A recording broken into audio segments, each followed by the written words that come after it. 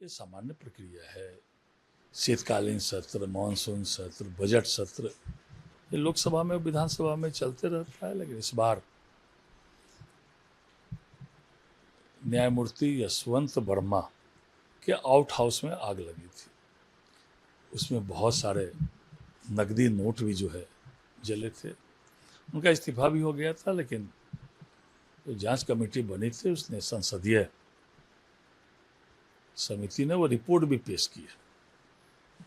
किसी हालत में भी हमारी सरकार, आदरणीय प्रधानमंत्री जी भ्रष्टाचार के मामले में जीरो टॉलरेंस पर चलते हैं।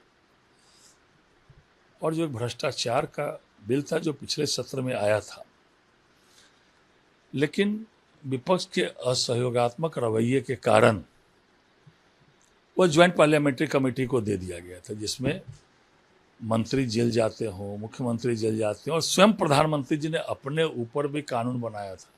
और स्वाभाविक है, कोई मंत्री जेल से रह के कैसे सरकार चला सकते हैं, कोई मुख्यमंत्री।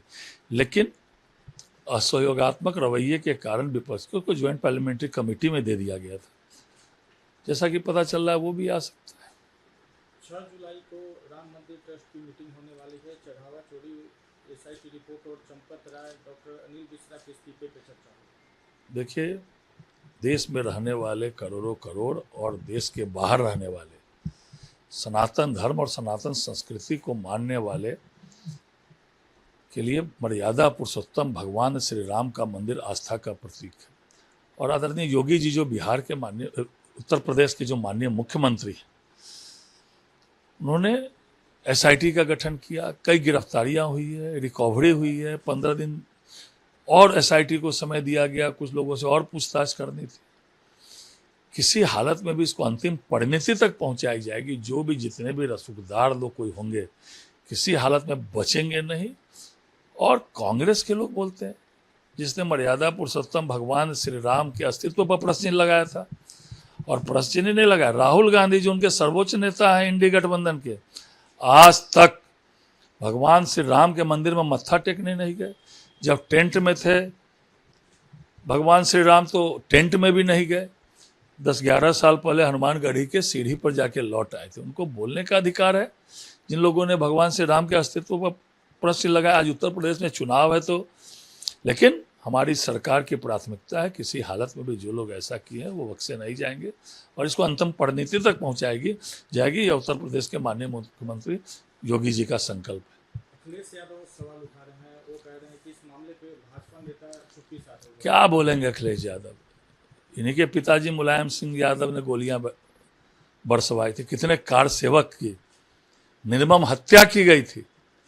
और आज उत्तर प्रदेश में चुनाव है तो इनको भगवान श्री राम याद आ रहे हैं। बागी नेताओं पर ममता बनर्जी का हमला, उन्होंने कहा है कि पार्टी के वफादार कार्यकर्ताओं की उन्होंने तारीफ की है। देखिए, टीएमसी का तो सुपड़ा साफ हो गया। जिस तरह 15 सालों तक उन्होंने जन विरोधी नीतियां थी, या रोहिंग्या को, घुसपैठिए को सत्ता के संरक्षण में उन्होंने बसाया, तो टीएमसी के कार्यकर्ताओं या नेताओं सड़क पर चलने की स्थिति में नहीं। आम जनता में जो आक्रोश है, और 2/3 उनके विधायक, 2/3 सांसद ने पार्टी बदल ली। 2/3 विधायकों ने अलग बैठने का स्पीकर से मांग, अलग बैठे हैं। इसीलिए टीएमसी का अस्तित्व वहाँ अस्तित्व विहीन एक तरह से हो गई ममता बनर्जी की टीएमसी। लोकसभा अध्यक्ष ओम बिरला ने कहा है कि जस्टिस वर्मा जांच रिपोर्ट इसी सत्र में पेश होगी। हाँ, मैंने बताया आपको, जस्टिस वर्मा के आउट हाउस में आग लगी थी। बहुत बड़ी मात्रा में नकदी पकड़ाई थी, और जस्टिस वर्मा के कंट्रोल में वो व्हाइट हाउस था। उनका इस्तीफा भी हुआ, लेकिन अब कमेटी की रिपोर्ट आई है, आदरणीय लोकसभा अध्यक्ष जी ने कहा है, तो उस पर जो है देखते हैं। एक अंतिम सवाल है सर। गृह मंत्रालय ने 17 पाकिस्तानी और 6 भारतीय व्यक्तिगत आतंकवादी घोषित किया है। माननीय प्रधानमंत्री जी का संकल्प है आतंकवादियों को, नक्सलवादियों को जड़ मूल से समाप्त करना। अब नक्सलवाद की घटनाएं बीतों दिन की हो गई, और आतंकवाद की घटनाएं भी, शहरों में बम ब्लास्ट, लोकसभा में बम ब्लास्ट, आए दिन की घटना थी। चाहे कश्मीर में आतंकवादी घटनाएं, इसलिए माननीय प्रधानमंत्री जी का संकल्प है, आदरणीय गृह मंत्री जी का संकल्प है कि आतंकवाद को जड़ मूल से साफ करना, और नक्सल घटना तो जीरो पर पहुंच गई देश में। सिक्योरिटी मिलने के बाद लालू प्रसाद यादव का बयान आया, उन्होंने कहा कि सरकार बैकफुट पे आ गई। देखिए, मैंने पहले भी कहा था, जब लालू जी के परिवार या राबड़ी जी की सुरक्षा घटाई गई थी, सरकार का उसमें कोई रोल है ही नहीं।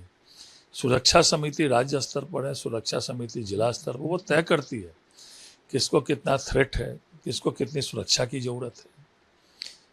तो उनको जेड किया गया है, सुरक्षा समिति की रिपोर्ट आई है, और इसके पहले भी लालू परिवार के सुरक्षा में 150 से ऊपर अधिकारी और पुलिसकर्मी लगे हुए थे। तो इसमें सरकार का कोई रोल नहीं है, सुरक्षा समिति बनी हुई है, वही रिपोर्ट के आधार पर जो है सरकार कार्रवाई करती है। आपके राज्य की खबरें, आपके शहर की खबरें सबसे पहले जानने के लिए देखते रहें अमर उजाला। चैनल को सब्सक्राइब जरूर कर लें और पाएं हर अपडेट।